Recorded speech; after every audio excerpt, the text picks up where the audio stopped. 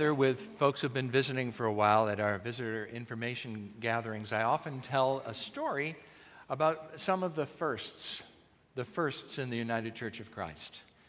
And if you came to one of these meetings, you would hear that we were the church that ordained the first African-American man into a Caucasian, pretty much, denomination.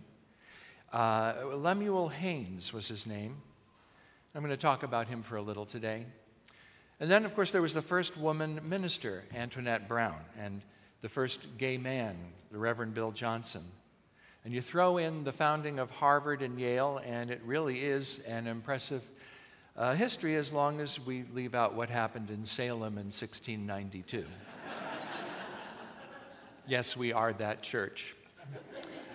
But you look a little closer. Bill Johnson was ordained in 1972. We're struggling with LGBTQ issues now. In 1972, our denomination took a stand and ordained the Reverend Bill Johnson. He's been out a couple times to talk with us.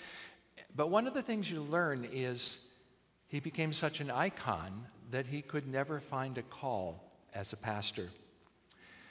So he worked for our denomination instead in opening and affirming ministry. Bill led the way in opening doors for others, but he has been a lightning rod for all of the negativity that's been thrown at him, including people in our own churches who, for whatever reasons, cannot keep up with the changes that keep opening our doors wider.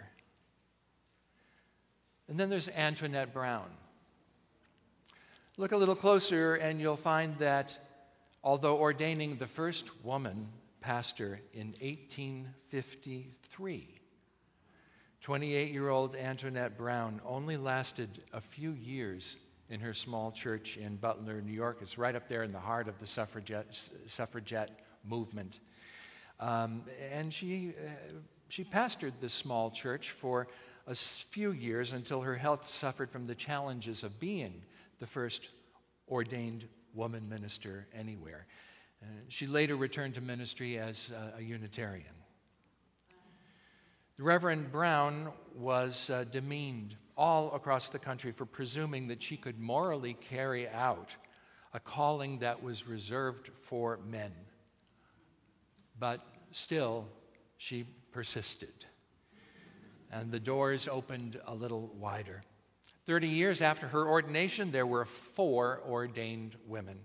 Today, in our denomination alone, there are 2,832 ordained women, or 27% rather, out of the over 10,000 active, non-retired clergy in the UCC alone. This, to me, says, push the doors open just a little more. This next photo is going to be Lemuel Haynes. We'll just leave his photo up there for you. Well, it's not his photo, his painting, I guess.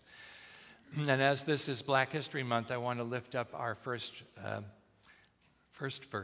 Reverend Lemuel Haynes. Imagine the chance that a child of unmarried parents in different races in Puritan New England would have of becoming an ordained pastor before the end of the 18th century. That's really remarkable. And his mother was a white servant girl, his father was an African slave, and a few months after his birth in West Hartford, Connecticut, his mother abandoned him, and he spent his early years as an indentured servant. Yet Lemuel Haynes is someone to remember. After his indenture expired, Haynes served as a Minuteman during the Revolutionary War, and later he studied with clergy to become a pastor, and he was ordained in 1785, the first African-American minister ordained in a mainstream denomination in the United States, one of ours. For 2 years, Haynes served a Congregational church in Torrington, Connecticut. New members came and they were joining in, and although he was well received, racial prejudice among some of the more influential members of the congregation prevented him from being installed as the pastor. Finally, 1788, he moved his family to the wild frontier of Vermont, where he became the pastor at the West Parish Church of Rutland, and his church grew from 42 members to over 350 during his 30-year ministry. He was a black pastor in a white church, and Vermont was and is a society of independent people. Haynes preached, he wrote about the slavery issue repeatedly, and when white Christians wanted to liberate slaves and send them back to Africa, which was known as the colonization movement, Haynes argued that the Revolutionary War in which he fought promised liberty for all Americans. Our UCC website history page states that Lemuel Haynes wrote extensively about how combining Republican ideas and Calvinistic theology could end slavery and cultivate interracial accord. And by blending new American political convictions and long-standing Christian theological ideas, Haynes insisted that freeing slaves would do more than simply liberate them. Rather, ending slavery would provide happiness and security for all citizens throughout this new nation. And Haynes never faltered in his efforts to convince people of equality of all humanity before God. But still, the Reverend Haynes suffered from persistent racism and threats to his life, and again, though, he opened the doors for others. He opened the doors for others and suffered the consequences during a time when racism was far more institutionalized. Well, our scripture today is about that first day when Jesus came down to start a ministry and decided he needed to have some disciples with him, and he went down by the lake shore. And in the passage from Gospel of Luke today, only Simon, later called Peter, was working on his nets, John and James on the other. But the other Gospels record that his brother Andrew was with him.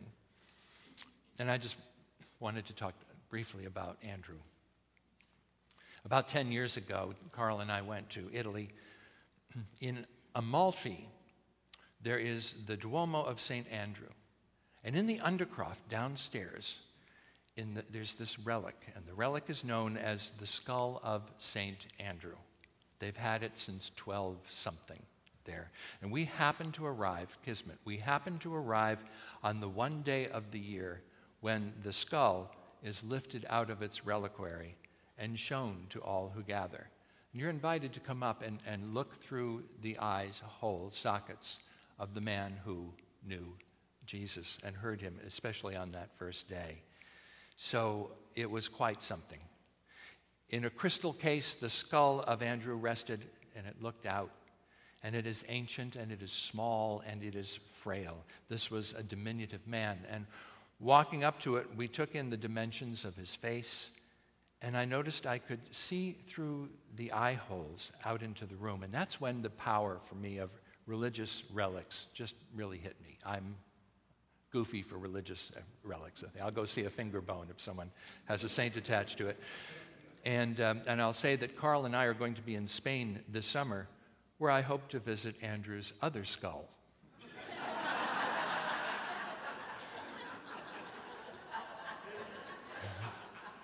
But you know,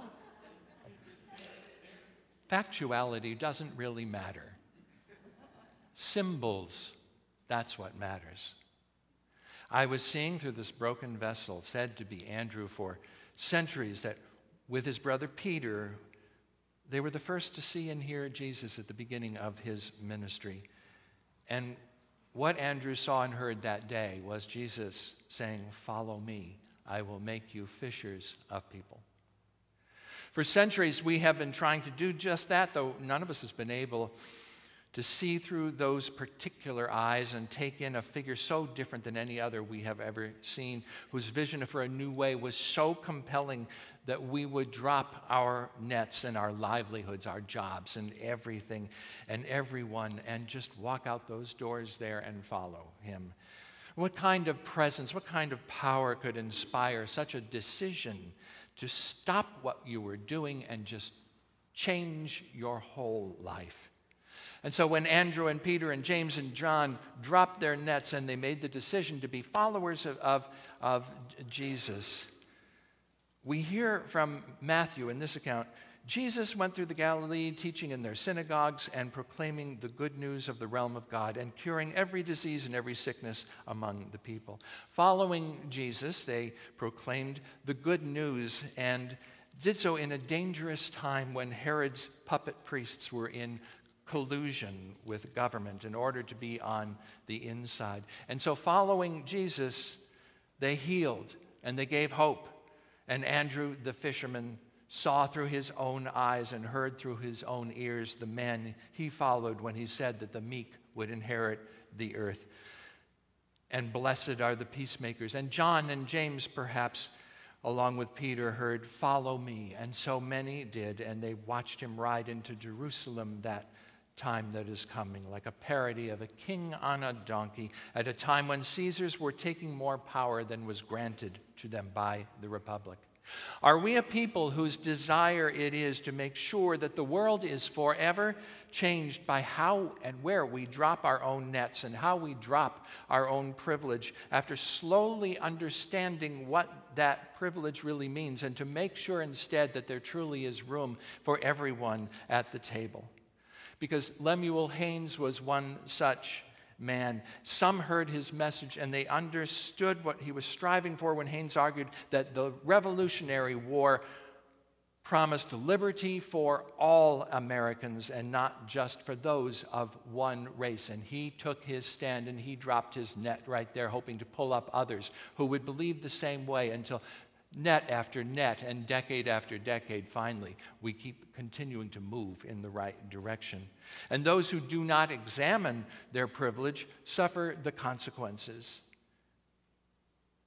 Ask the governor of Virginia if he fully understands what it means for a white man to put on blackface. Ask his lieutenant governor if he thinks sexual harassment and worse is permissible ever because of male privilege. And then ask the third in line, there's the next story coming up, for his rationale for donning blackface. And who knows where it goes on from there.